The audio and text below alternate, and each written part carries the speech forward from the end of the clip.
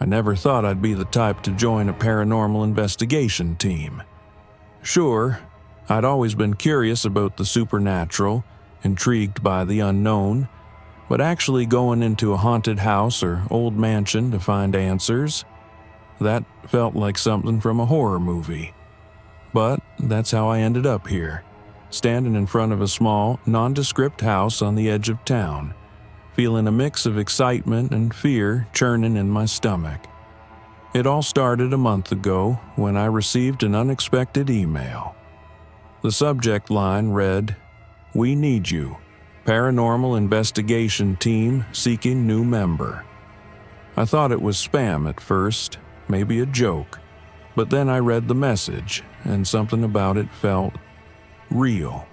They were an established team of investigators known for solving some of the most baffling cases involving hauntings and paranormal activity. Their leader, a woman named Sarah, said they had heard about my blog on the paranormal and wanted me to join them for an upcoming investigation. I wasn't sure why they had reached out to me specifically, but I felt a strange pull, a curiosity I couldn't ignore. Maybe it was the thrill of being part of something bigger than myself, or maybe it was just the fact that I had always wanted to know if ghosts were real, if there were truly spirits lingering in the places we often feared. I had agreed to meet them, and now I was standing in front of their headquarters, a run-down house that looked like it hadn't seen a fresh coat of paint in decades. A small sign in the yard read, "Ghost Hunters Collective." It was a strange feeling to see it in person, knowing that behind those walls were people who knew things about the paranormal world that I only had the faintest idea of. I hesitated for a moment before I knocked on the door. It opened almost immediately, and I was greeted by Sarah, the team leader. She was in her late 30s, with sharp, intelligent eyes that had a certain intensity to them. Her hair was pulled back into a no-nonsense ponytail, and she wore a dark jacket with the team's logo stitched on the back. "Welcome," she said, giving me a warm smile. "We're glad you could make it." I followed her inside, where the rest of the team was waiting. There were 3 others. David, a tall man with a quiet demeanor who seemed to be in charge of the technical equipment. Lily, a young woman who was already sipping coffee and typing furiously on a laptop. And Tom, who looked like the most experienced member of the group, judging by the way he silently observed everything. Sarah led me to a chair at the table where the team was gathered. "All right, let's get down to business," she said, sitting at the head of the table. "We've got an investigation coming up, a big one, and we think you could be a valuable addition to the team." I raised an eyebrow, surprised at how confident she was about bringing me in. "Why me?" I asked, not trying to sound rude, but genuinely curious. Sarah smiled knowingly. "We've read your blog. Your research into the paranormal is impressive, but more importantly, you've got the right mindset. You don't approach this with blind faith, but you're open-minded. That's what we need on our team." I felt a surge of pride.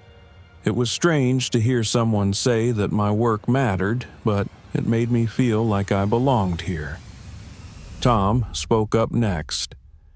"We've been getting reports about an abandoned mansion on the outskirts of town.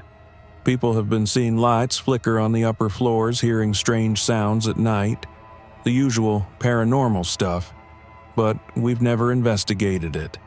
That's where you come in." Lily looked up from her laptop and chimed in. "The mansion's history is a little odd. There's been talk of tragic events, deaths, and mysterious disappearances tied to the place. It could be a goldmine for our research."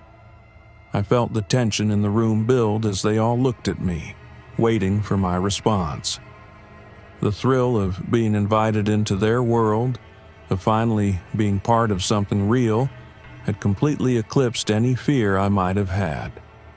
I had always been drawn to the mysteries of the paranormal, but I'd never imagined that I'd actually be investigating them. "So, what's the plan?" I asked, my voice suddenly much steadier than I felt. Sarah pulled out a folder and slid it across the table. "We'll go to the mansion tomorrow night. We'll split into teams, each with a set of equipment. The usual routine: EMF meters, infrared cameras, EVP recorders. We'll stay the night, gather data, and see what we can find." I opened the folder and saw a picture of the mansion, a sprawling, decaying structure that looked like something out of a horror movie. It was hard to tell whether it was the wind or something else that made the house look so unwelcoming, but there was a sense of foreboding that even the picture couldn't hide. "Are you in?" Sarah asked, her voice unwavering. I took a deep breath, looked around the room at the team, and nodded. "Yeah, I'm in." I felt a strange thrill at the thought of what was to come.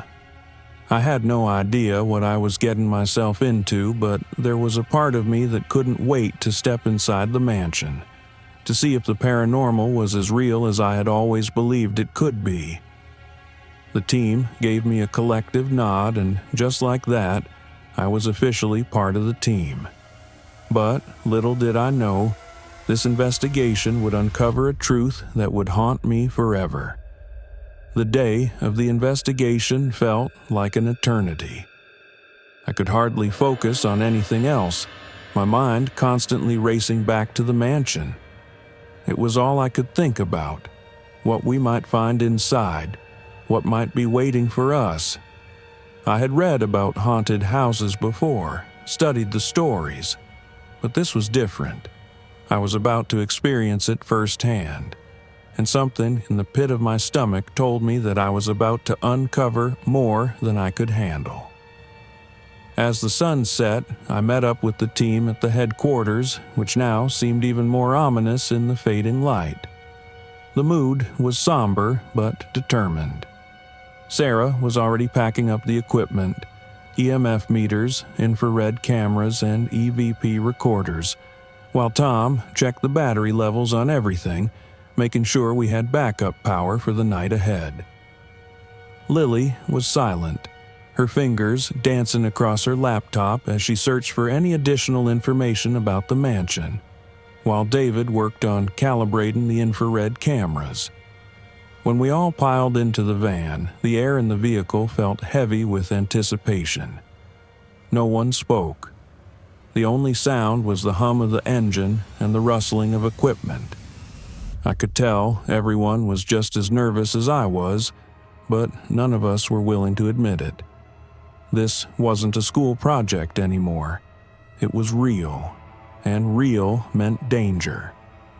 The mansion was located on the outskirts of town, a decaying relic surrounded by trees that were so overgrown they seemed to consume the path leading to it. The further we drove, the darker it became, until the lights from the van were the only thing illuminating the road ahead. The mansion loomed ahead, hidden behind the dense woods, as if trying to stay out of view. When we finally arrived, the mansion stood tall and imposing, the kind of place that sent a shiver up your spine just by looking at it. The windows were dark, the entire structure sagging under the weight of its years. The paint had long since peeled away, and the roof had patches where shingles had fallen off, exposing the skeleton of the house. It was a beautiful ruin, but it was also a place of dread. The wind whispered through the trees, carrying an eerie hum that made my hair stand on end. I wasn't the only one who felt it. "All right, team," Sarah said, her voice a little shaky but still authoritative. "We'll stick together, keep the cameras rolling, and take notes of everything we hear, see, or feel, no matter how small. If we experience anything unusual, we call it out, all right?" There was a collective murmur of agreement. We unloaded the equipment and made our way to the front door. The heavy iron gate creaked open on its own, despite not being touched. I'm not sure if it was the wind or something else, but it felt as though the house was already welcoming us inside, as if it had been expecting us for a long time. The door was unlocked. We stepped inside. The hallway was gloomy, lined with old portraits of men and women I couldn't recognize. Their eyes seemed to follow us, staring from the edges of the dark room. I tried not to think about it.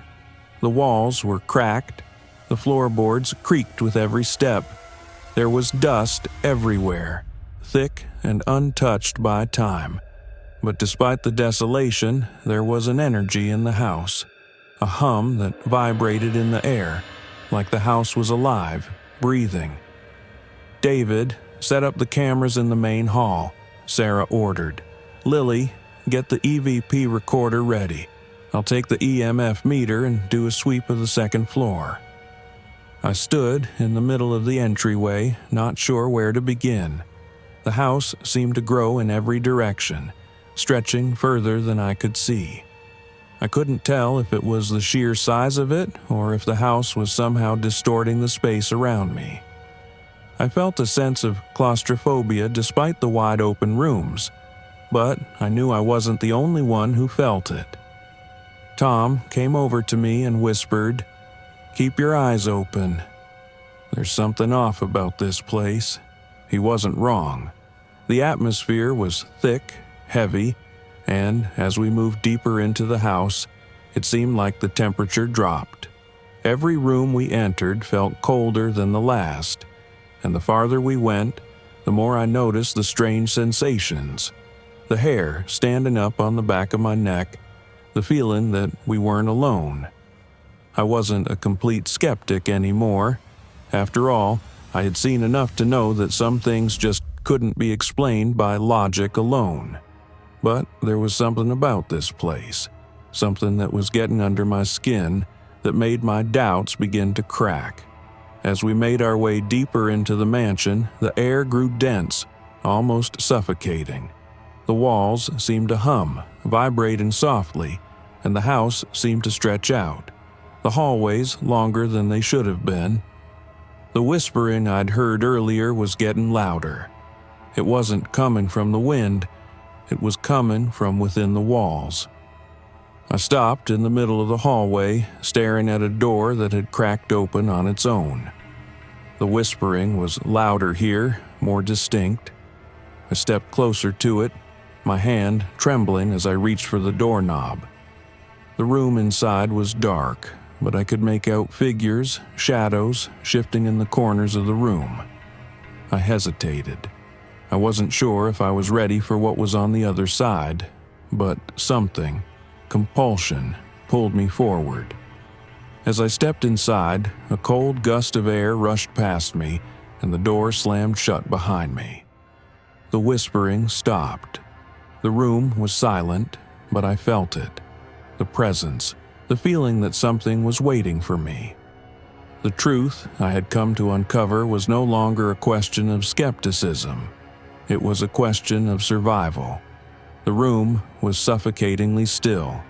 I could feel the air around me thicken, as though it was charged with something I couldn't quite explain. My breath came in shallow gasps, the weight of the silence pressing down on me. I looked around the room, but there was nothing I could pinpoint. No visible figures, no furniture that seemed out of place, just shadows creeping along the walls, stretching longer and longer as the dim light from our flashlights flickered. Then I heard it. A soft scratching sound, almost imperceptible at first, like the faintest noise of something dragging across the floor. I stopped in my tracks, trying to pinpoint its origin, but the room was so quiet, the sound so indistinct that I couldn't tell where it came from. I turned my head to the left, then to the right, but the scratching stopped as suddenly as it had started. I looked down at the floor, half expecting to see claw marks or scratches, but there was nothing, just the old wooden planks, darkened with age and dust. I turned around to leave the room, a sense of unease gnawing at my insides, But just as I reached for the door, I heard it again, louder this time. Thud. The sound echoed through the room. It wasn't subtle this time. It was deliberate, like someone or something was trying to get my attention. I froze, my heart hammering in my chest. I glanced over at the rest of the team who had entered the room behind me. They were still adjusting equipment, seemingly unfazed. But I wasn't imagining it. The thud was real. "Did anyone hear that?" I asked, my voice barely more than a whisper. Tom, who was busy setting up the infrared camera, glanced up. "Hear what?" I swallowed, my mouth dry. "The thud. Something just moved." He didn't seem convinced. "It's probably the house settling. You know how old these buildings are." I nodded, though his words did little to reassure me. I knew what I had heard. It wasn't a draft or the building settling. It was something else. The atmosphere in the room shifted. It wasn't just the thud. The air was getting heavier, colder. The faint smell of mildew, old wood, and dust was mingling with something else now. A metallic scent, sharp and unpleasant. The kind of smell that lingers after something has been sitting stagnant for too long. I rubbed my arms to warm myself, but it didn't help. The cold seemed to seep into my bones. The walls felt closer, pressing in around me, and I couldn't shake the feeling that something was moving within them. Watching, waiting. Then it happened. I felt a brush against my arm. I spun around, heart leaping into my throat. There was no one there, no one even close to me. But I could still feel it. A cold, almost icy sensation, like someone had just grazed my skin with their fingertips. Did anyone just... I began to ask, but my voice faltered when I saw Sarah's expression. She was staring at something in the corner of the room, her face pale, her eyes wide. "Did you see that?" she whispered. I turned to follow her gaze. In the corner, where the shadows met the wall, something moved. A shift in the darkness. A figure that didn't quite belong. My heart pounded as I stepped closer, every nerve in my body screaming at me to turn away. But I couldn't. I had to know. As I approached the corner, I could feel the air grow colder, the temperature dropping with each step I took. I reached out with my flashlight, the beam cutting through the darkness. And that's when I saw it. The shape wasn't human. It was more like a shadow, a black void that seemed to swallow the light. For a moment, it was just there, still and silent. But then it moved, sliding along the wall, faster than I could react, as though it was alive, with a mind of its own. I gasped, stepping back. "Did you see that? Did you see?" But no one had moved. The rest of the team remained frozen, unsure of what to do. Sarah had lowered her flashlight, looking almost like she was in a trance. "Everyone, keep your eyes open," she said, her voice barely above a whisper. That was no trick of the light. The air in the room felt dense, the kind of thick silence that follows a revelation, when something has been exposed and there's no going back. The floorboards creaked beneath our feet as we all stood there, frozen in the room, trying to piece together what had just happened. But before we could say anything more, there was a loud bang from upstairs. I jumped, my body tensing at the sound. It was unmistakable. A door slamming shut, followed by footsteps, the sound of someone, or something, walking across the floor above us. "Upstairs," David said, his voice tight. "Let's check it out." We moved together, more cautiously now, our flashlights bobbing in the darkness. As we ascended the stairs, the air grew thicker, like something was pushing against us, trying to keep us from going further. The footsteps above us grew louder as we approached the second floor. Each step seemed to vibrate through the walls. The house felt alive, pulsing with energy, with anger. I wanted to turn back, to leave this place before things got worse, but something compelled me to keep going. Something was waiting for us, and we were about to find out what it was. The moment we stepped onto the second floor, the air seemed to shift, thicker, heavier, as if we had crossed an invisible boundary. The temperature had dropped even more, and it wasn't just the chill that made my skin prickle. It was something darker, something unnatural. We paused at the top of the stairs, our flashlights cutting through the thick, suffocating darkness. But the beam couldn't seem to reach far enough. The shadows were too deep here, too alive. The footsteps above us had stopped, but the presence, the tension, hadn't. I could feel it pressing against me, like something waiting, something watching. My heart raced. "This way," Sarah whispered, her voice barely audible. We moved silently down the hallway, the wooden floorboards creaking under our weight. The house seemed to be holding its breath. We passed several rooms, each one darker and colder than the last. The doors to the rooms were slightly ajar, and each time I looked inside, I felt the heavy gaze of the mansion fall upon me, as if the rooms themselves were alive, waiting for us to come closer, to step into the unknown. At the end of the hallway, there was a door, sturdy, ancient wood with iron hinges. The air around it was thick, charged with a strange energy. We all stopped in front of it. Sarah turned to us. "Whatever's in there," she said quietly, "is the source of all this. We need to go in." I wasn't sure how I knew it, but I could feel it deep inside me. This was it. This was where the investigation would end, where the truth would finally be revealed. But the truth didn't feel like a relief. It felt like an invitation, a pull into something far darker than I had ever imagined. Tom stepped forward, his hand on the door handle. The moment he touched it, the air in the room stilled, and there was a soft sound, almost like a low growl emanating from the walls. It wasn't loud, but it was unmistakable. The house didn't want us to enter, but we had no choice. Tom pushed the door open. The room inside was a dusty, decaying library. Bookshelves lined the walls, their contents long forgotten, the spines faded and cracked. But it wasn't the books that made me freeze.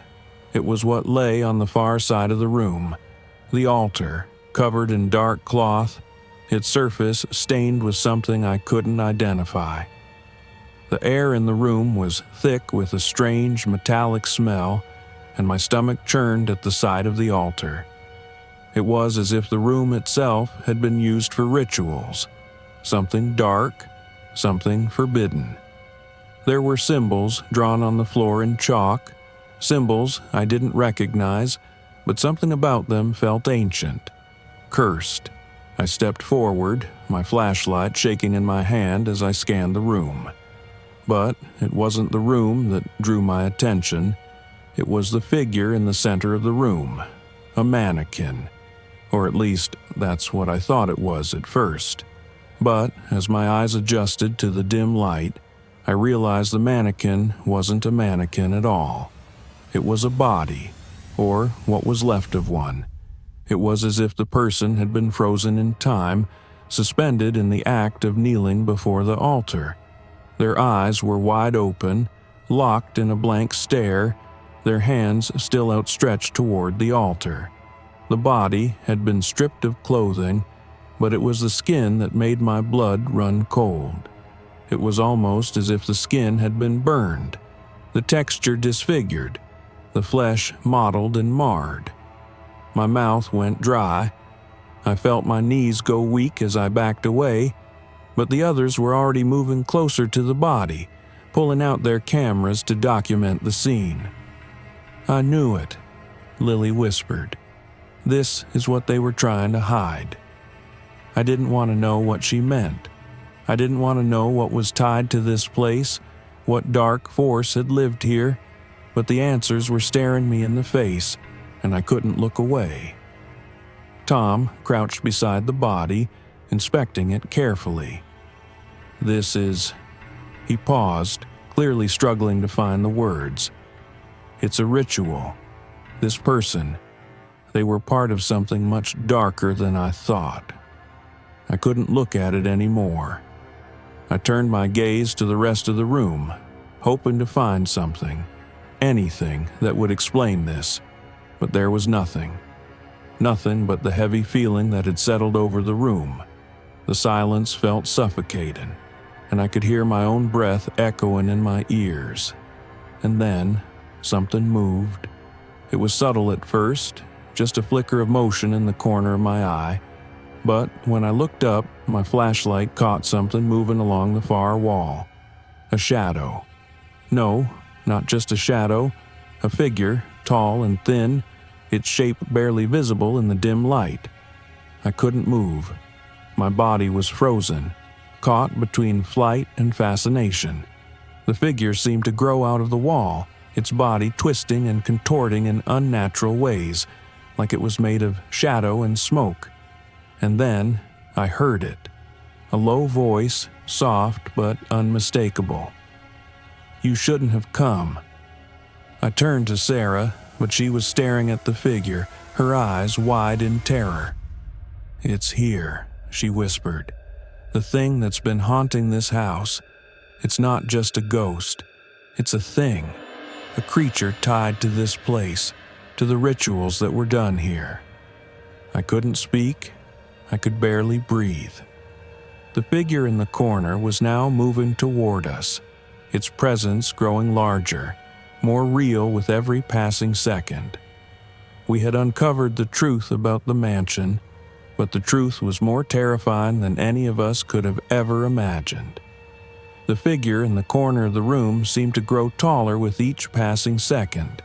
At first, it was just a shadow, a dark shape that appeared to be made from smoke and shifting light. But now, as it crept toward us, I could see it more clearly. The eyes, if they could even be called eyes, were hollow, dark voids that seemed to pull at me, drawing me in. The rest of its features were indistinct, like something being slowly erased from memory. I could feel the air grow heavier, thick with an unnatural pressure, as if the room itself was closing in around me. My chest tightened, and I took a step back, my feet feeling like they were glued to the floor. The others were still staring at the figure, as if hypnotized by its presence. The whispers, those soft voices I had heard earlier, were now much louder, more distinct, surrounding me from every direction. You shouldn't have come, the voice repeated, its tone cold and distant, like a warning that had long been ignored. I felt an icy shiver run down my spine as I realized that the thing standing before us wasn't just some ghostly apparition. This was something much darker, something ancient and angry. The energy in the room had shifted completely. The walls, the floor, the very air felt like it was alive, like the house itself was part of this presence, a vessel for whatever force was trapped within it. I glanced at Sarah, hoping she had some idea of what to do, but she was frozen in place, her eyes locked on the figure. I could see the fear in her expression, but there was also something else, something deeper, recognition. It's him, Sarah whispered, barely able to speak. It's the one from the ritual, the one they called upon. David stepped forward, his hands trembling as he raised his camera, trying to capture the figure on film. But the camera flickered, the screen glitching and distorting. It was as if the entity didn't want to be captured, as if it were trying to erase our very existence from the world. Lily's voice broke the silence. We need to leave. This place, whatever is here, It's not just a ghost, it's a curse. Her words hit me like a punch to the gut.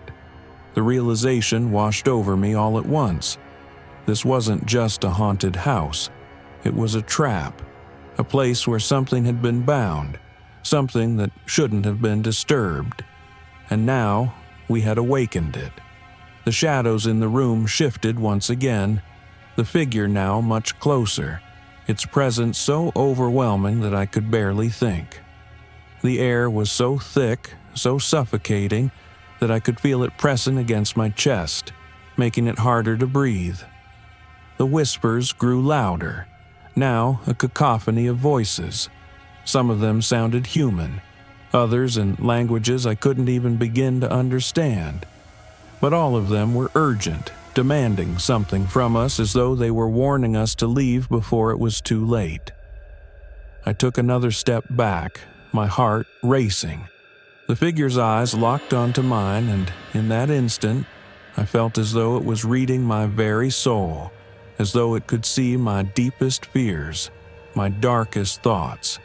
The force of its gaze was so intense that I felt like I might collapse from the weight of it. Without thinking, I turned and bolted toward the door, my heart pounding in my chest. The others followed, but it was like we were all moving in slow motion, as though the house itself was resisting us, trying to trap us inside. The air was thick and oppressive, and the footsteps behind me, whether they were mine or the figures, seemed to echo from every direction. When I reached the door, it wouldn't open. I yanked on the handle, but the door was frozen. It was as if the house itself had decided that we weren't going to leave. "Help me!" I shouted, panic rising in my throat. The others joined me, trying to force the door open, but it was no use. The walls seemed to groan, like the house was alive and was closing in on us. The figure was closer now, its shadow stretching across the room, filling every corner. The whispers had become screams, a chaotic cacophony of voices that drowned out everything else. I felt myself growing dizzy, my vision blurring, as though the very air around us was pushing us down. Suddenly, I felt a cold hand on my shoulder. I spun around, but there was no one there. The door, however, swung open of its own accord. We ran out of the room, stumbling through the hallway, our flashlights bouncing wildly, the sound of our feet pounding against the floor mingling with the shrieking voices behind us. We reached the stairs, but the figure had appeared at the top, blocking our way. Its form was no longer just a shadow. It was solid, its shape now fully visible. It had no face, no eyes, just a twisted, disfigured shape that seemed to be part of the house itself. It was made of darkness, a creature of the void, born of the very evil that had been carried out in that room. The figure raised a hand, and I felt a sharp pain in my chest, as though something was trying to pull me back toward it. But before I could react, I felt a sharp tug on my arm.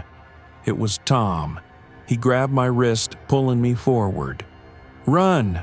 he shouted. "We have to get out of here." We scrambled down the stairs, the presence following us every step of the way. The house was no longer just a building. It was a living, breathing entity, and it wasn't going to let us leave. But somehow, with every ounce of strength we had, we made it outside, into the night air. As we stepped out onto the lawn, the house seemed to shudder, as though it was alive, writhing in the darkness. The figure did not follow us, but its presence lingered, an oppressive weight in the air. We were free, but I knew this was far from over. Whatever we had uncovered in that house had changed us, and the truth of what was waiting in that mansion, would haunt me forever. The cool night air felt like a relief, but it didn't last. As we stood in the front yard of the mansion, the weight of what we had just experienced seemed to crush in on me. My body was shaking. the adrenaline still coursing through my veins, but it wasn't enough to chase away the lingering terror that clung to me like a second skin. I could still hear those voices in my head, the whispers, the growls, the screams from the walls. The figure that had cornered us in that room was not just a ghost. It was something far older, far darker, something that had been trapped in the mansion for decades, and we had set it free. We didn't speak as we made our way to the van. No one said a word. We were all too shaken, too consumed by the enormity of what we had uncovered. As we piled into the van and drove away, the mansion seemed to loom in my rearview mirror, its dark silhouette like a watchful eye, waiting for the next person to stumble into its grip. I kept staring at the van's rearview mirror, unable to shake the feeling that I was being followed. It was as if the very air around me had become heavier, the world outside the van window starting to feel like a distorted reflection. The moonlight bathed the road ahead, but the darkness in the back of my mind refused to loosen its hold. We drove for what felt like hours, the silence in the van suffocating. Sarah kept her eyes on the road, her knuckles white from gripping the wheel. Lily had her head down, typing furiously on her laptop, while Tom and David remained quiet, their eyes unfocused. I could tell they were all experiencing the same internal struggle, an attempt to process what had just happened, but nothing we could say would make it easier. Eventually, we arrived at the hotel we were staying at. I stepped out of the van, my legs unsteady beneath me, and felt an immediate sense of relief as the cold night air hit my face. But that feeling of relief was short-lived. The moment I crossed the threshold of the hotel, the familiar weight of the mansion's presence settled over me. The whispers were gone, but the feeling of being watched was still there. I couldn't explain it. The house was miles away, yet I felt its eyes on me, its dark energy suffocating me. We all retreated to our rooms without saying much. I sat on the bed, my hands trembling, and tried to shake the images from my mind. The altar, the figure, the way the house had seemed to breathe, to live. My thoughts kept spiraling back to that room, the way the air had been so thick with evil that it felt like it was suffocating me. I had joined this team out of curiosity, hoping to uncover the truth about the supernatural, but I'd never imagined it would be like this. I tried to sleep. I tried to let the exhaustion take over, to forget about the events of the night. But every time I closed my eyes, I saw the dark figure. I felt the cold hand on my shoulder. I heard the whispers calling my name from the shadows. The nightmares started almost immediately. The first one was a replay of what had happened in the mansion. I was back in that room, standing before the altar, the figure standing just behind me. I could hear it breathing, feel it moving closer, but when I turned around, there was nothing there. Just the empty space stretching out forever, and the sensation of being trapped, suffocated by something I couldn't see. I woke up in a cold sweat, my heart racing, but the sense of dread didn't fade. It lingered, as if the shadow of the mansion had followed me back. I stumbled to the window, desperate for some relief, but all I could see was the dark night. The feeling of being watched was unbearable, and I couldn't escape it. I turned on the lights, hoping it would make a difference, but the darkness in my room felt just as heavy. The next morning, I could barely eat. The team was quiet, all of us still processing the events of the night before. We didn't talk about the figure, or the figure in the room, or the whispers that had haunted us. The truth was there, in the pit of my stomach, gnawing at me, and I couldn't ignore it any longer. "We can't keep ignoring what happened," I finally said, my voice sounding foreign even to me. "That place, It's not just haunted. There's something wrong with it. It's not a spirit we're dealing with. It's something else." Sarah nodded slowly, her face grim. "We were too deep in it last night. We pushed too far, uncovered things we were never meant to find. The mansion, it's tied to something darker than we can comprehend, and now it's followed us."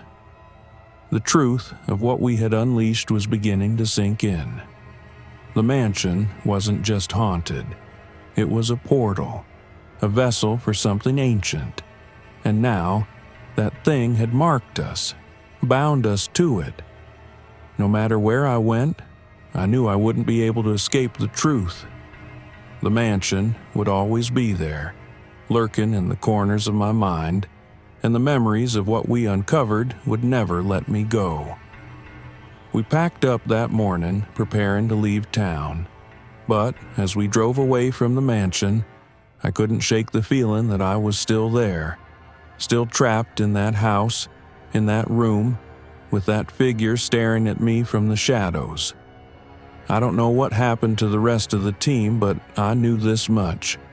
The truth we uncovered that night would haunt me forever. I would never be able to shake the feeling that the mansion, that thing, was still out there, waiting for the next curious soul to stumble into its grip. And when they did, it would feed.